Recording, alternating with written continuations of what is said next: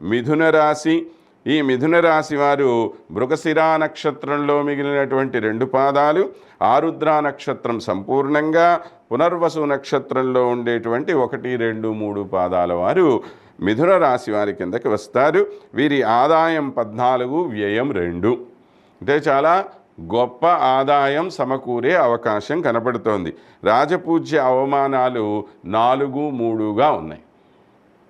అది కూడా అంటే ఆ విధంగా కూడా చూసినా చాలా గొప్పగా గౌరవం పొందే అవకాశం కనపడుతోంది. వీరు ఆశావహమైనటువంటి దృక్పథంతో ఉంటారు. జన్మరాశిలో గురు సంచారం వలన ముఖవర్చస్సు పెరిగి ప్రత్యేకమైన ఆకర్షణ కలిగిన వారిగా ఉంటారు.